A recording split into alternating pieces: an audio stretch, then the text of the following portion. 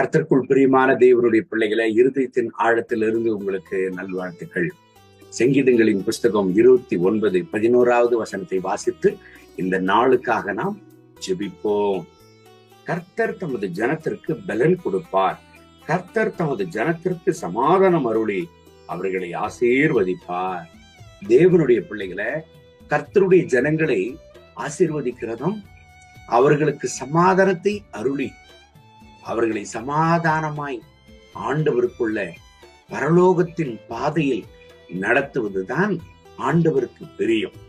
வேதம் சொல்லுகிறது, இஸ்ரவேலரை ஆசீர்வதிப்பதே எனக்கு பிரியம் என்று ஆண்டவர் சொல்லியிருக்கிறார்.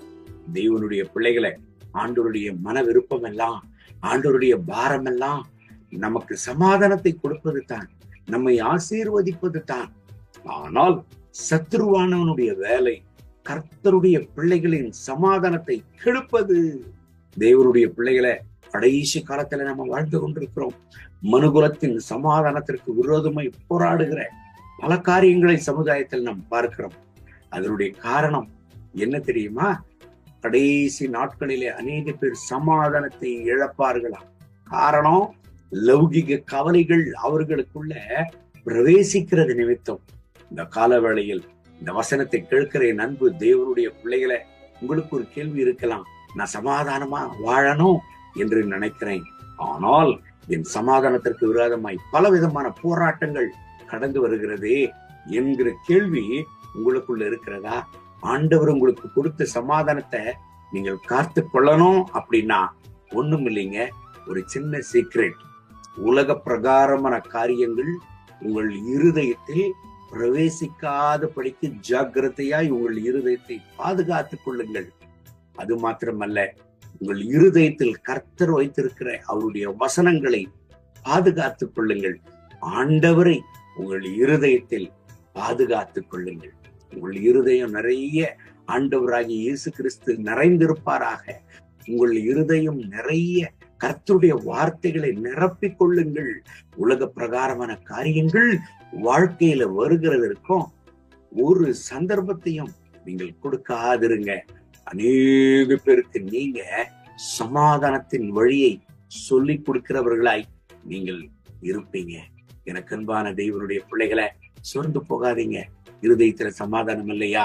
குடும்பத்துல சமாதானம் இல்லையா? இந்த கால வேளையில ஆண்டவரை பார்த்து நம்ம ஒரு வார்த்தை கேட்போமா? ஆண்டவரே, உங்களுடைய சமாதானத்தை எனக்கு தாரும். உங்களுடைய பிரமாணங்களை காத்து கொள்ளுகிறதான அந்த ஞானத்தை எனக்கு தாரும். என்னுடைய இருதயம் நிறைய எப்பொழுதும் உம்மை நான் வைத்துக் கொள்ள, ஆண்டவரே, என்னுடைய இருதயம் எப்பொழுதும் அந்த சமாதானத்திற்கு உரிய ஒரு ஸ்தலமாக இருக்க எனக்கு உதவி செய்யும் சொல்லுவோமா? அன்பின் ஆண்டவரே, இந்த கால வேளையில என்னோடு சேர்ந்து ஜெபித்துக் கொண்டிருக்கிற என் அன்பு சகோதர சகோதரிகளுக்காக ஜெபிக்கிறேன். இவர்களை ஆசீர்வதிங்க. கர்த்தருடைய மனதிற்கும் இவர்கள் மேல இறங்கி வருவதாக. பிரசன்னத்தினால் இவர்களை நிரப்பும். இவர்களை ஆசீர்வதியும்.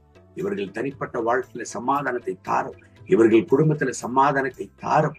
ஆண்டவரே, எந்த பாதையில் சத்துருவானவன் எந்த ஏரியாவுல இவர்களுக்கு சமாதானம் இல்லாமல் சத்ருவானவன் இவர்களை அளவாய செய்து கொண்டிருக்கிறானோ அந்த வழிகளை அடைத்து போடுவீராக தகப்பனே.